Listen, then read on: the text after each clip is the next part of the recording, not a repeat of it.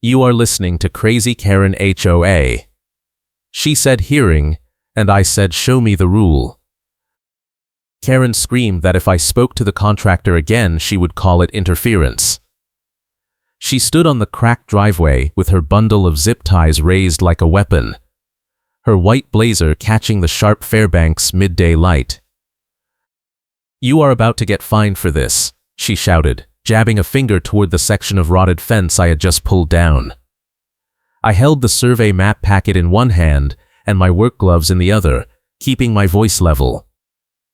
The fence was on my property line, I said. The city confirmed it. She stepped closer, her gray sun hat tilted back, her blonde hair tucked behind her ears. You can be mad, or you can be compliant, she said, her voice dropping into that practiced tone she used at every Brookhaven Greens Design Review Association meeting. I work as a park ranger, which means I value quiet and rules that make sense. This was neither. Kimberly Turner had been the rules interpretation chair for 3 years, and she claimed she wrote the covenants herself, which was not true, but no one corrected her anymore. The fence section I had removed was 20 years old, sagging, with wood so soft you could push your thumb through it. I had a permit from the city. I had photos. I had measurements. None of that mattered to Kimberly, because the moment she saw the contractor's truck in my driveway, she decided I was her next target. Kimberly had shown up 10 minutes after the contractor started pulling nails. She parked her sedan at the curb and walked straight across my lawn without asking, carrying a clipboard and her bundle of zip ties for mounting enforcement signs. I can fine you daily until you give up and you cry, she said, tapping the clipboard with one manicured nail. That line stuck with me. It was cruel, but it was also a promise. And I knew she meant it. The problem was that I was paying for a family medical expense, and every bogus fee was going to hurt. I could not afford to let her win by attrition. The contractor, a quiet guy named Ray, set down his pry bar and looked at me. You want me to stop? He asked. I shook my head. Keep going, I said. Kimberly's face went red. She pulled out her phone and started recording. This is a violation of the setback easement, she announced to the camera. You did not submit a compliance packet. You did not attend a pre-approval hearing. You are destroying association property. Every sentence was a lie, but she said them with the confidence of someone who had never been challenged. Ray kept working. He had done HOA jobs before, and he knew the drill. Unless she has a court order, I am not stopping, he said quietly.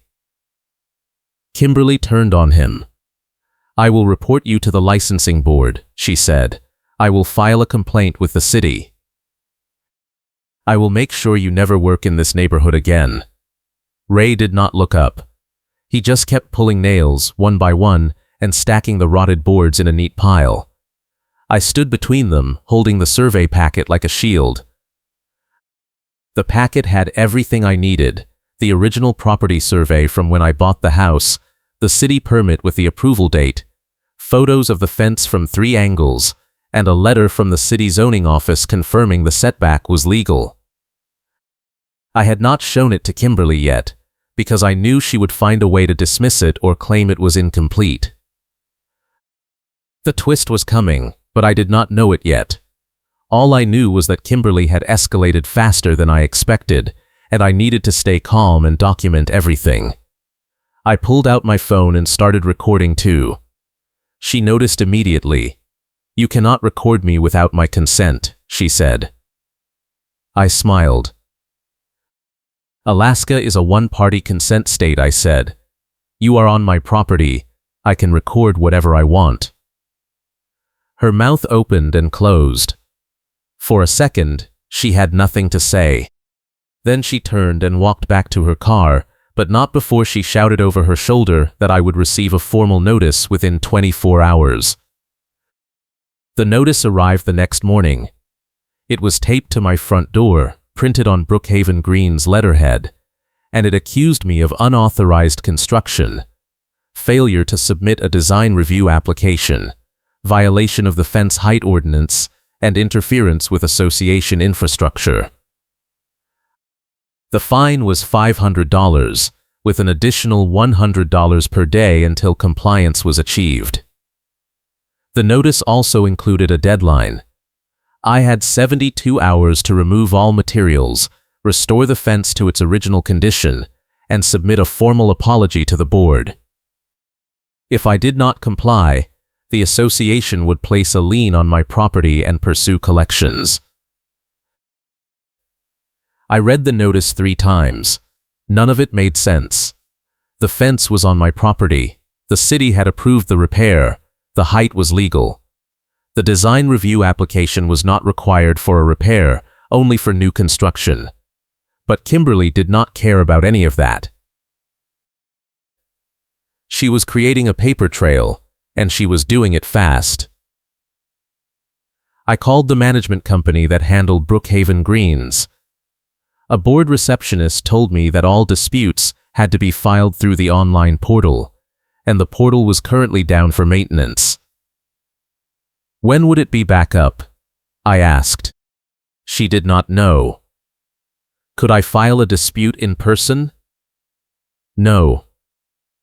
The office did not accept walk-ins anymore. I hung up and stared at the notice.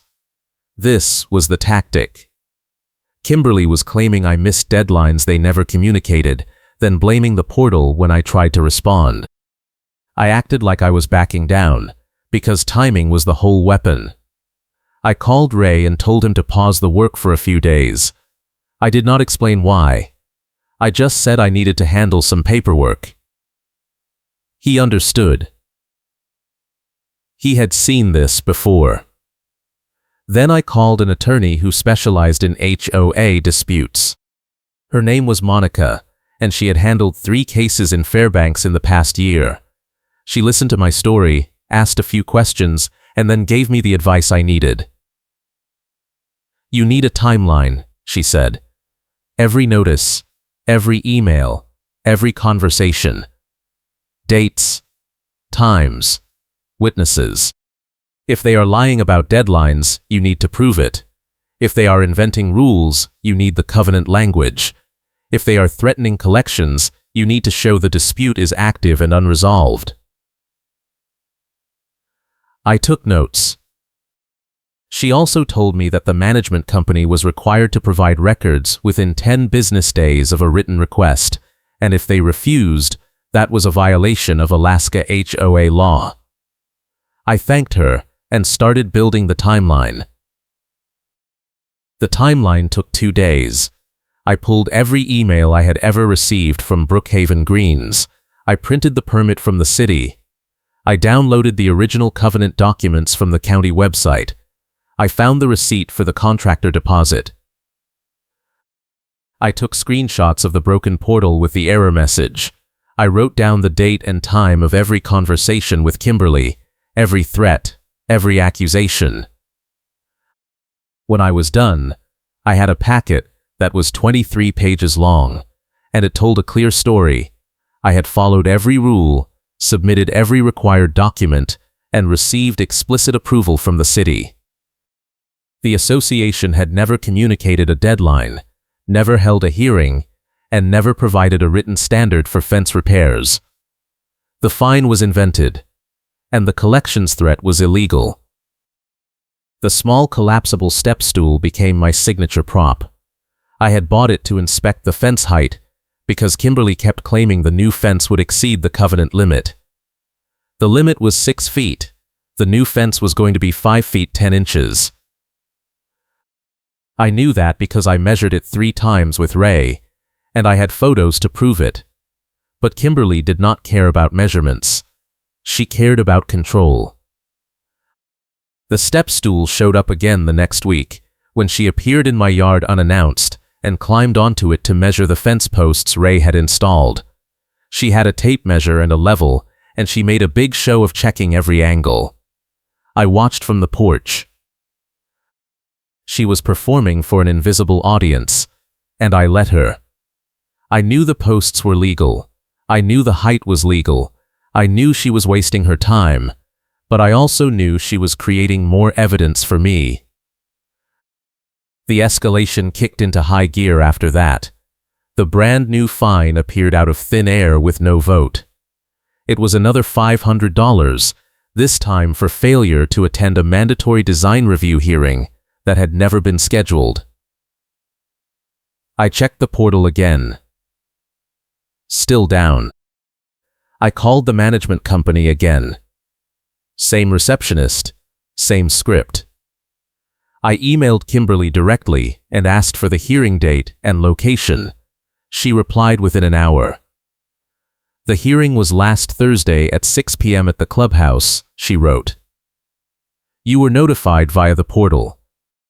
Your failure to attend is considered a voluntary withdrawal of your appeal. I pulled up my email history. There was no notification. I checked my spam folder. Nothing. I took a screenshot and added it to the timeline. Then came the threat to send collections even though the fees were disputed and under appeal. Kimberly sent a certified letter, which arrived on a Friday afternoon. It informed me that the total balance was now $1,300, including late fees and administrative costs. If I did not pay in full within 10 days, the association would file a lien and refer the account to a collections agency. The letter also stated that I was prohibited from making any further modifications to my property until the balance was cleared. I read the letter twice, then I called Monica. She was not surprised. This is harassment, she said. You need to respond in writing, state that the fees are disputed, cite the Alaska statute that protects homeowners during active disputes, and demand a formal hearing with the full board. Then you need to show up with your timeline and make them eat every lie. I started drafting the letter that night. The side complication hit me on Monday. I got a call from a tow yard clerk who said the HOA had submitted paperwork to tow my contractor's truck for illegal parking in a fire lane. The problem was that Ray had never parked in a fire lane. He parked in my driveway, which was private property. The tow yard clerk was skeptical. He said the HOA paperwork claimed the truck had been blocking emergency access for 3 days, and there were photos to prove it. I asked to see the photos. He emailed them. They showed a truck that was not Ray's, parked on a different street, with a different license plate. I printed the photos, highlighted the plate number, and called the tow yard back. That is not his truck, I said. The clerk paused. He said the HOA paperwork was missing some details, and he wanted me to prove chain of custody. I sent him Ray's invoice, the permit, and photos of Ray's truck in my driveway with the correct plate visible. The clerk called back an hour later and said he was refusing the tow. He also said this was the 3rd time Brookhaven Greens had submitted bad paperwork, and he was going to file a complaint with the city. That was when I realized I had an ally. The tow yard clerk's name was Dennis, and he had worked in Fairbanks for 15 years. He told me that Brookhaven Greens had a reputation for submitting bogus tow requests, and most of the drivers refused them now. He also told me that a former management company employee had quit last year and was now talking about the schemes she had witnessed. Her name was Angela, and she had been the assistant manager before the board forced her out for refusing to process fraudulent fines. Dennis gave me her number. I called her that afternoon. She answered on the 2nd ring. Angela was careful at first. She did not want to get sued, and she did not want to be dragged into a board fight.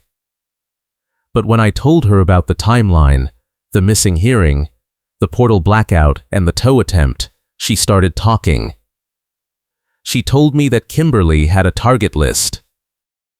It was a spreadsheet with homeowner names, addresses, and notes about potential violations. My address was highlighted, along with 3 others, The notes next to my name said fence repair planned and possible contractor access.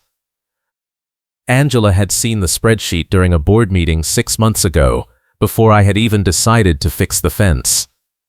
Kimberly had been planning this for half a year. Angela also told me that the design review process was a sham. The board had never voted on standards or timelines, and Kimberly just made up requirements as she went. If someone pushed back, she would claim the portal was down or the notice got lost in the mail. Most people gave up. A few people moved. Angela had tried to report it to the management company's corporate office, but they told her to stay in her lane. She quit 2 weeks later. Angela agreed to be a witness. She said she would testify at a hearing if I could get one scheduled, and she would provide a written statement if I needed it. She also gave me a copy of the spreadsheet. It was everything I needed. The spreadsheet showed that Kimberly had flagged my property in March, 2 months before I even called Ray. The notes described the fence as aging infrastructure and suggested that any repair attempt could be classified as unpermitted construction. There were similar notes for the other 3 highlighted addresses. One homeowner had already paid over $2,000 in fines and withdrawn their appeal. Another had sold their house and moved. The third was still fighting. Angela told me their name and said I should reach out. I did. Her name was Carol, and she had been dealing with Kimberly for 8 months over a mailbox that was supposedly 2 inches too tall. Carol had measurements, photos, and a letter from the original builder confirming the mailbox met the covenant specs. None of it mattered. Kimberly kept issuing fines, and the management company kept processing them. Carol was exhausted. She was thinking about giving up. I told her to hold on. I told her about the timeline, the spreadsheet, and Angela's testimony. She started crying. She said she thought she was the only one. If you are enjoying this story, hit the like button and subscribe for more wild HOA nightmares with satisfying endings. The time pressure was real. The management office closed at 5 p.m., and I had one shot to deliver the dispute packet in person before the 10-day deadline expired. If I missed it, Kimberly would claim I failed to respond, and the lien would go through automatically. I printed 3 copies of the timeline, the spreadsheet, Angela's statement, and Carol's documentation. I drove to the management office at 4:30 p.m. on a Thursday. The receptionist tried to tell me they did not accept walk-ins. I handed her the packet and said it was a formal dispute filing under Alaska statute and that I needed a receipt. She looked at the packet, looked at me, and then called her supervisor. The supervisor came out, read the first page, and accepted the packet. She gave me a time-stamped receipt. I took a photo of it and left. The first set piece happened 2 days later. I had restarted the fence work, and Ray was digging post holes with a gas-powered auger. The noise was loud but legal. We were working at 10 a.m. on a Saturday, which was within the county's allowable construction hours. Kimberly showed up 5 minutes after we started. She screamed about the property line while the auger was running, and everyone on the block heard it. She stood on the sidewalk with her bundle of zip ties in one hand and her phone in the other, filming and shouting at the same time. "You are digging on association land," she screamed. "That is theft. That is destruction of common area infrastructure. I am calling the police." Ray shut off the auger. The sudden silence made her voice even louder. I walked over and held up the survey packet. "The property line is marked," I said.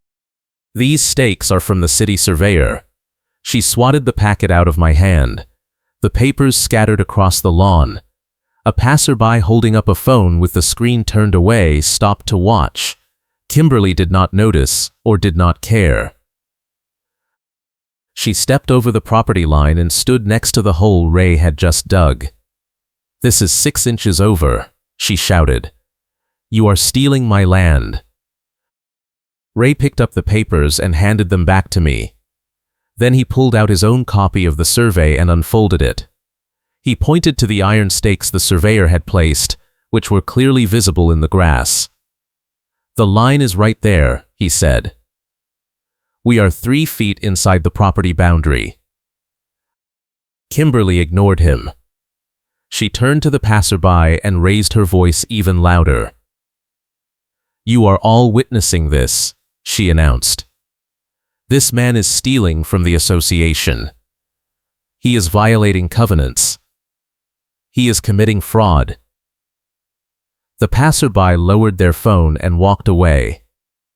Kimberly turned back to me. "You can be mad, or you can be compliant," she said again. That was the second time she had used that line, and it was the second time I recorded it. I knew it was going to come back to haunt her. The police did not come. Kimberly called them, but when the dispatcher asked what crime was being committed, she could not give a clear answer. "Trespassing," she said. "Destruction of property. Theft." The dispatcher asked who owned the property. Kimberly said the HOA. The dispatcher asked if she had a deed or a title proving ownership. Kimberly said the covenants gave the HOA authority over common areas. The dispatcher said that was a civil matter, and the police could not respond. Kimberly hung up and glared at me. "This is not over," she said. Then she got in her car and drove away. Ray started the auger again. We finished the post holes by noon. The second set piece happened a week later in a hardware store parking lot. I was buying lumber for the fence rails, and Kimberly was there buying something for her own yard. She saw me loading the truck and walked over. She had her phone out and she was filming before I even noticed her. "This is him," she announced to the camera. "This is the homeowner who is destroying neighborhood property values by installing an illegal fence." I turned and faced the camera. "Hi, Kimberly," I said. "How are you?" She kept filming. "You think this is funny," she said. "You think you can do whatever you want." I smiled. "I think I can follow the law," I said. She stepped closer, and a small crowd started to form. A hardware store employee in an orange vest walked over and asked if there was a problem. Kimberly pointed at me. "He is violating homeowner covenants," she said. The employee looked confused. "This is a parking lot," he said. "I cannot help you with that." Kimberly ignored him. She turned the camera back to me. "You are going to lose," she said. "You are going to pay every fine. You are going to tear down that fence. And you are going to apologize to this entire community." I let her finish. Then I pulled out my phone and opened the photo gallery. I had everything ready. The permit, the survey, the timeline, the spreadsheet, Angela's statement. I turned the phone toward her camera. "This is the permit the city approved," I said. "This is the survey showing the property line. This is the spreadsheet showing you targeted me 6 months before I started the project. This is the statement from the former management employee confirming you fabricated deadlines." I scrolled slowly, giving her camera time to see each image. Kimberly's face went white. She lowered her phone. "You cannot use that," she said. I smiled again. "I already submitted it to the management company and my attorney," I said. "It is part of the formal dispute record." The crowd started murmuring. Kimberly turned and walked back to her car without another word. The hardware store employee gave me a thumbs up. Someone in the crowd said they lived in Brookhaven Greens and they were going to request a copy of my filing. I gave them my email address. The twist came out the next day. Carol called me and said another homeowner had come forward. His name was Tom, and he had been fined for painting his front door a color that supposedly violated the covenant. Tom had paid the fine and repainted the door, but then he found out the color restriction did not exist. The covenant listed approved colors for exterior walls, but it said nothing about doors. Tom had requested a refund, and the board had denied it. He was furious. He also had emails from Kimberly where she admitted the restriction was based on a policy clarification she had written herself, without a board vote. Tom sent me the emails. They were smoking guns. In one email, Kimberly wrote that the board did not need to vote on clarifications because she had authority to interpret the covenants as the rules chair. In another email, she told Tom that if he did not like her interpretation, he could move. Tom also told me that he had heard rumors about a recall petition, and he wanted to help. The recall petition was real. A group of homeowners had been quietly collecting signatures for 3 months, and they were almost at the threshold. They needed 25% of the homeowners to sign, and they had 22%. Tom signed immediately. Carol signed. I signed. We started reaching out to the other targeted homeowners, and they signed too. Within a week, the petition had 31%, and it was submitted to the management company. The company was required to schedule a special meeting within 30 days. Kimberly found out and sent an email to the entire neighborhood.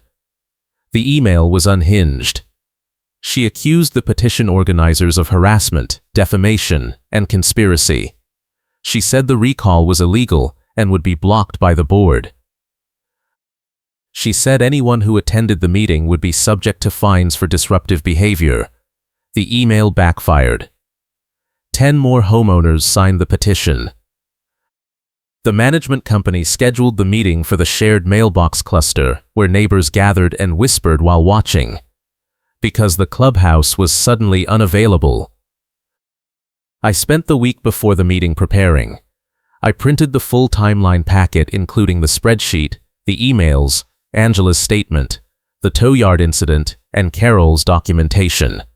I also included photos of the fence at every stage, the permit, the survey, and the receipts. Monica reviewed everything and said it was airtight. She also told me to bring a time-stamped recording device because the board would try to control the narrative. I borrowed a digital recorder from the Park Service and tested it twice. The night before the meeting, I went over my notes one more time. I was ready. The meeting was chaos from the start. Over 60 homeowners showed up, which was 3 times the normal attendance.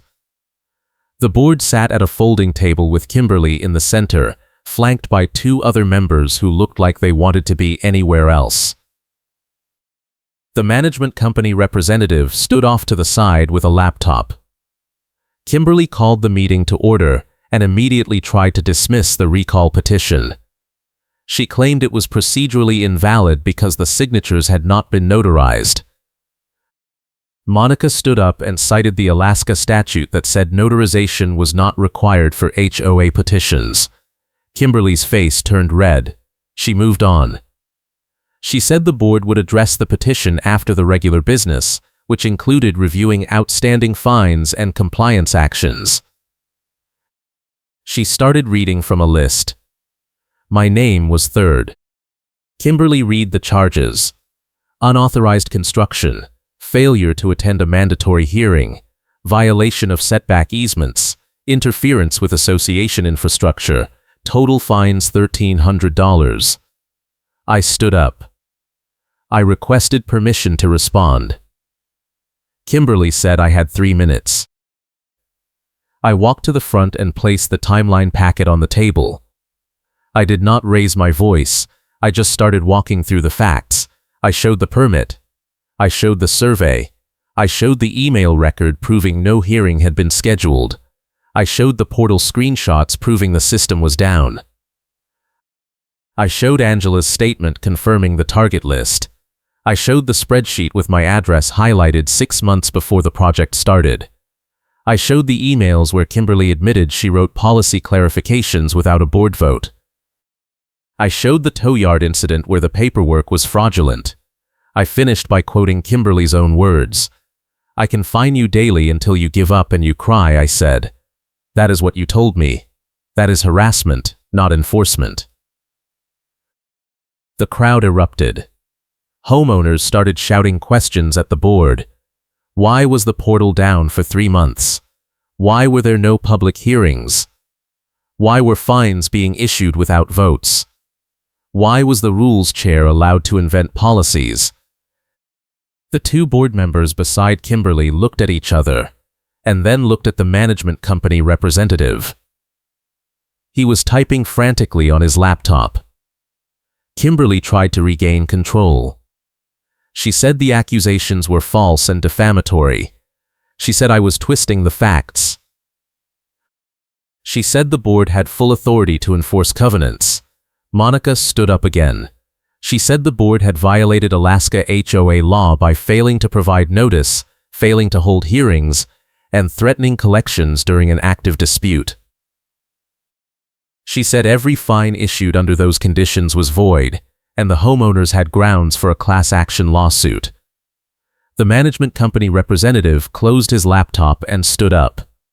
He said his company would conduct an internal audit and suspend all enforcement actions pending review. Kimberly slammed her hand on the table. "You cannot do that," she shouted.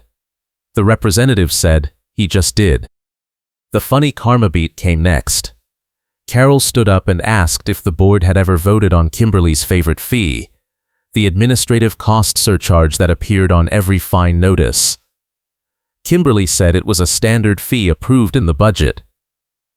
Carol asked to see the budget line item. Kimberly said it was in the records. Carol said she had requested the records 3 times and never received them. The management company representative opened his laptop again and pulled up the budget. He scrolled through it. There was no line item for administrative cost surcharges. The fee did not exist. It had been proven imaginary in the ledger. The crowd went silent for a second, and then everyone started laughing. Kimberly tried to explain. She said it was an oversight, a clerical error, a misunderstanding. No one was listening. People were pulling out their phones and calculating how much they had paid in fake fees. One homeowner shouted that he had paid over $400 in surcharges over 2 years. Another said she had paid $300. Tom said he had paid $200. The total was over $6,000, and it had all gone into the association's discretionary fund, which Kimberly controlled. The recall vote happened immediately. The board tried to delay it, but the homeowners refused to leave. Monica said the petition was valid and the vote could proceed. The management company representative agreed. Ballots were distributed. The vote was unanimous. Kimberly was removed from the board, along with the 2 members who had enabled her. The meeting ended with the announcement that new leadership would be elected within 30 days, and the association would publish standards and timelines to all homeowners. That was the HOA consequence. The association was forced to create real transparency, and the new board had to follow it. Kimberly also received a written warning for harassment behavior, which was the Karen consequence. It went into her homeowner file, and it meant that if she ever tried to run for the board again, the warning would be public record. The payback came in the form of a policy clarification that destroys Karen's favorite tactic. The new board voted to require that all enforcement actions include a written standard, a published timeline, and a mandatory hearing with notice, sent via certified mail.